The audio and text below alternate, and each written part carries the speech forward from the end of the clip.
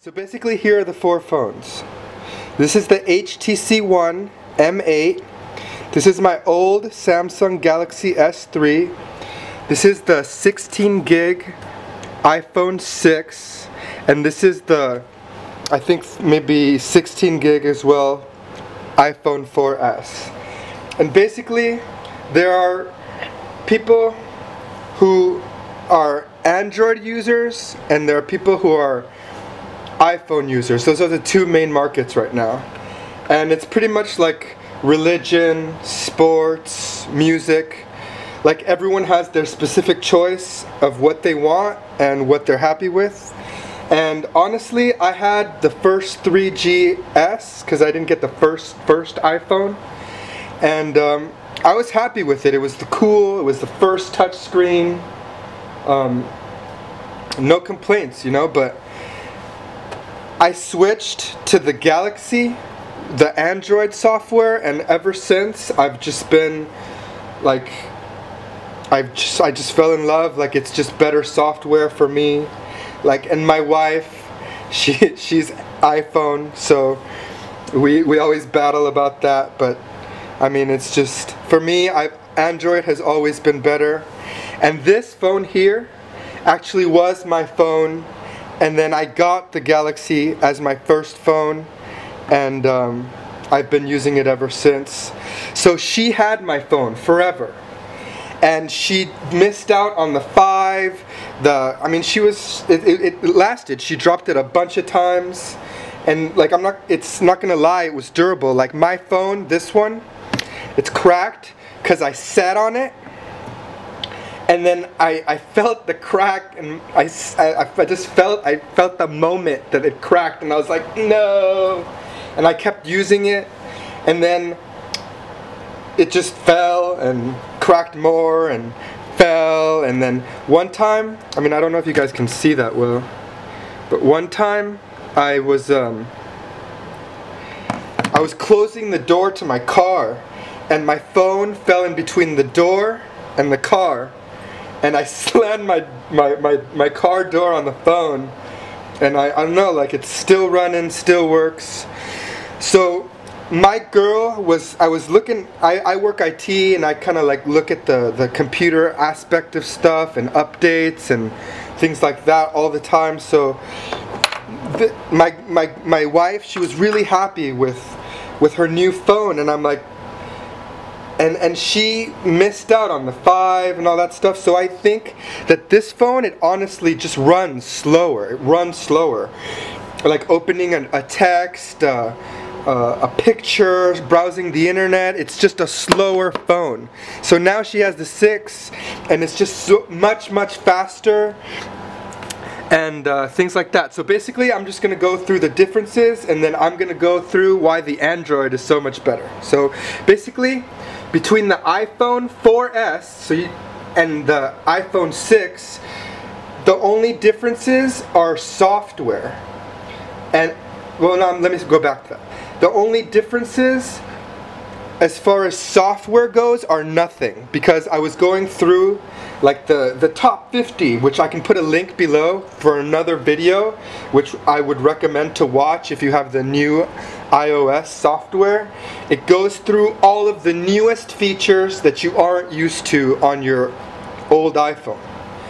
So basically, I updated this phone and was sitting next to this phone, was going through one by one of all the tips, and they're all exactly the same. There's maybe like one thing that isn't the same, and that's basically like some slow-mo thing that I wasn't able to figure out in the camera, and I don't know, not really anything. But as far as differences in phone, obviously it's bigger. Like if you were to compare where the screens start to where it ends, it's about 1 inch taller. And I guess maybe a little wider, right, like another 1/4 inch. And then here I set it up so when you unlock, in order to unlock the phone, it has the typical password, but it has like fingerprint activation technology. I wouldn't know what word to use it. Biometric, I think it is. Oh, there, it unlocked on accident with, it's really quick. Like you press it and then touch it and it unlocks. So that's pretty cool. I thought that was cool. The Android honestly doesn't have that feature. Like I give iPhone like props, like thumbs up for that feature. And then as far as the camera, I don't know the exact specs, but this phone, the 6, has a much better camera as far as pixels and things like that. And the same thing with the speed. As I mentioned earlier, like her phone, sometimes I'm just even opening the messages, like it'll crash. She would complain that her phone would just reset out of nowhere, things of that nature. So it's just a much faster phone. And I mean, as far as I mean, that's basically it. That's the only difference between maybe the 4S, which was an older, crappier version of the iPhone, and the 6. Like I don't know. Like I really have not been able to find any other features. Oh yeah, if you slightly touch the home button twice, not like an actual press, but a tap. If you notice, the icons move down so you can reach them a little bit easier. On this phone doesn't have the touch technology, so that's another feature that this phone has that the other one doesn't. But as far as everything else, it's exactly the same. These days, like, even the iPhone is slow to us, and I remember the day when I had the first Nokia and I played Snake. Like, people from that day, if they were given this phone, like the very next day, they'd be like, oh my god, this is the most awesome phone ever. But I mean, lately, since technology keeps going up and up and up and up, like, we're just being spoiled, and just like things that are, I don't know, like 56K for those of us who remember the ding-dong, ding-dong, ding-dong, ding-dong to get onto the internet. Like now, like you would never wait for that connection, and just like you're like want it at the before you even release the mouse, you want the page to have loaded. These days we're spoiled. As far as software goes, I mean, I don't know if it's a difference between HTC and Samsung. Maybe they have different features on different types of cameras, but I don't know, like, I wanted to go through all the cool things that happen with my M8, and basically that's going to be the next part of the video. The M8, I've just found so many cool features that it makes you want to play with the phone and things like that. So basically, let's just go one by one. One of the first ones is that if you want to just like wake up the screen, it doesn't have any buttons. It has the volume right here. It has the lock screen, and other than that, nothing else. So in order to wake it up, you just double tap it. See how it wakes it up? It just double tap the screen and it wakes it up. And then, as far as the Google option, like the voice activated options, I've been using these a lot lately. So you hold down the home screen, it has a little icon of a house, and you slide your finger up to Google and let go. And then you say, okay Google, what is the temperature in New York? 65 degrees in New York right now.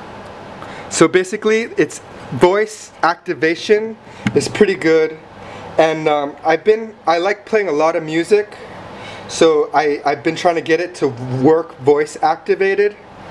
So let's give an example. Like let's play some of my rocker music. Okay Google, play As I Lay Dying.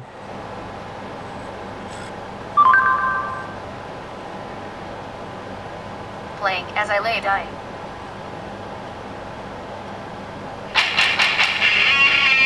Yeah, there it goes.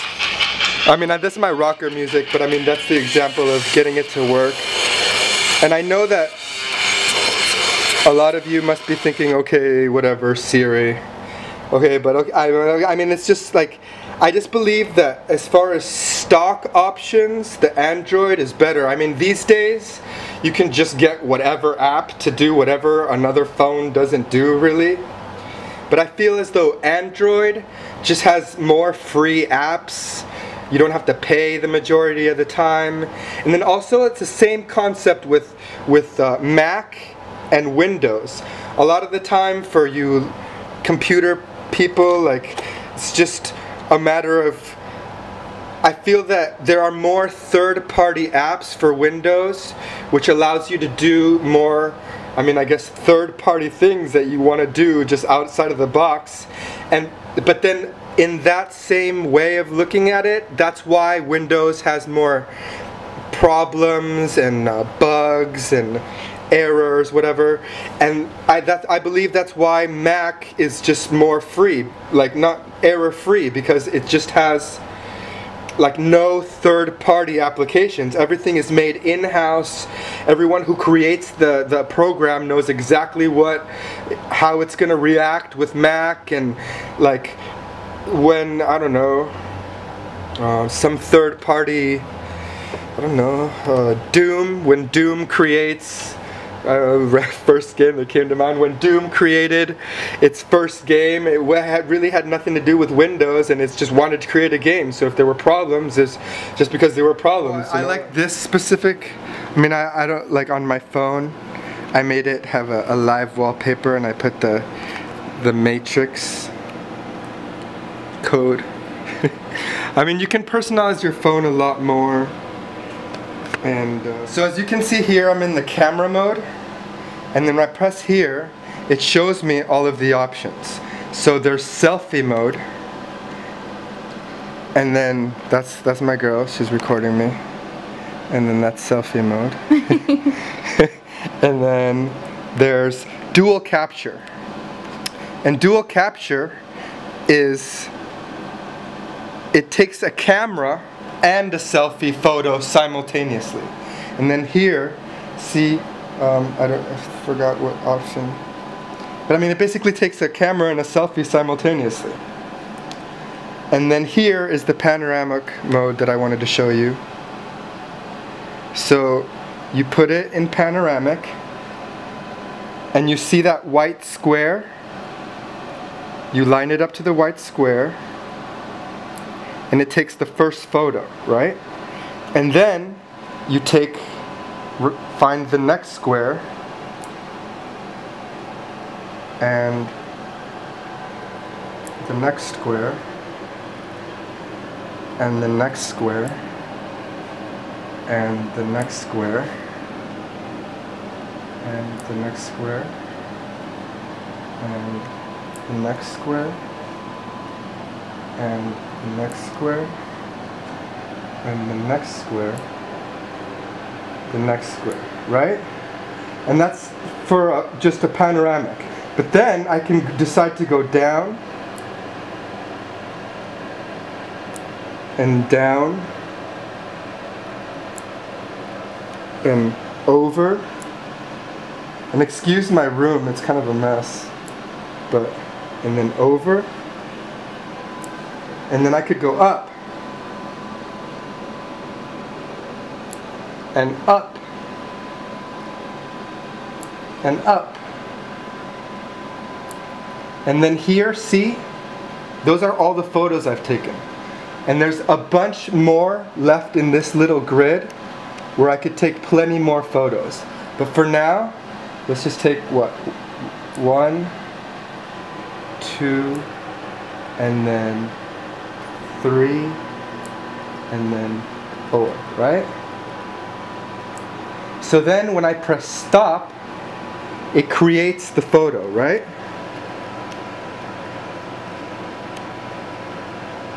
So it's created the photo. I'm going to come over here and turn this light off, which I should have done in the first place. And then I go into my camera roll. And that's the photo I just created, right? You see it? So when I open it, you have to have an HTC phone, or at least a program with this, a phone with this software, maybe like as Android users, because my girl doesn't have an Android, I can't send her the picture. Whatever. So I press the picture to open it, and then here's it's loading, and then like I can be in a completely different part. Like follow me over here. And as you move the phone, follow me. As you move the phone, you can see the panoramic photo I took. And remember, I went all the way up here and I took a picture of the fan. And like I believe that on iPhone, the last time I used panoramic, when it showed the panoramic, it was just like one solid photo. But here, you have to be literally moving the phone in the direction of where you want to look at in the picture, as if you were standing there taking the picture. And the first time I saw that, even my girl, she was like, "Oh, that's sick, that's badass." So can you please like say that's awesome? Yeah, that's so cool. Like, that's cool. You have to admit that. It's nice. Okay. But I'll keep my iPhone though. Yeah, you do that. Okay, so let's go back into camera mode. And then here, I was playing with it today, and I found some new features. And these here are all your typical what? Aqua, posterize. And if you look at the background, you can see how the image changes. There's solarize, negative, and then let's go back into selfie, and then let's do negative. Where is it? There's so many, I lost it. See that? Whoa! Negative. Okay, that's just me, I'm messing around. So let's go back into camera, and then these, okay, basically these top ones here are the ones that are cool. Like it's dots, and it makes everything super pixelated, or yeah, super pixelated.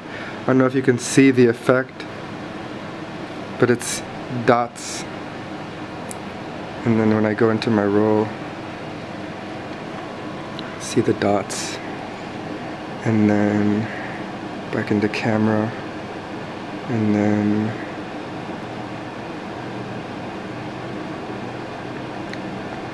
depth of field, vignette, distortion. This is another cool one.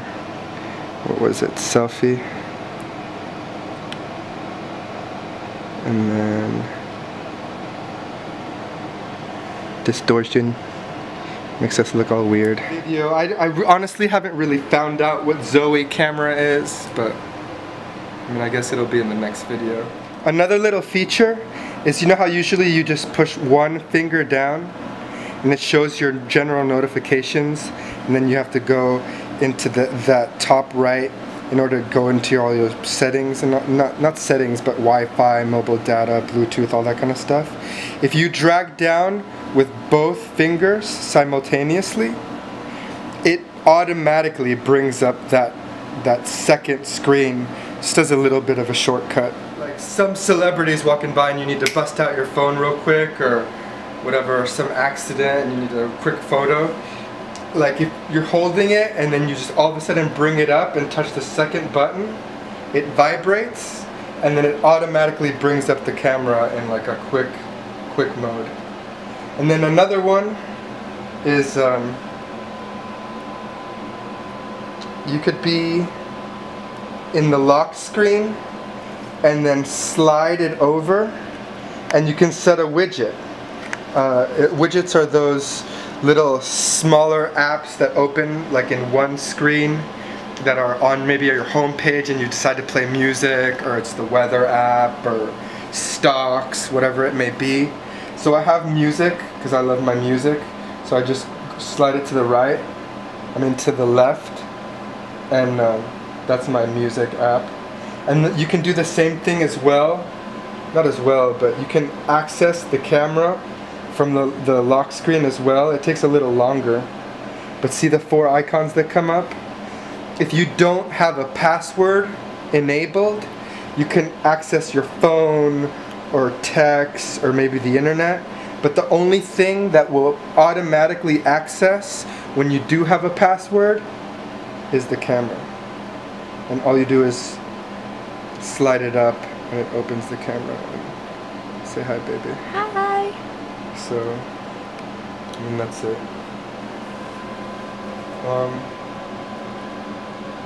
I can post more videos for tricks and tips for the awesome M8 below, and I can also post for you iPhone users the tips and tricks for the 50 awesomeness features that you can already get on the iPhone 4S, but it's better on the iPhone 6 because it's faster.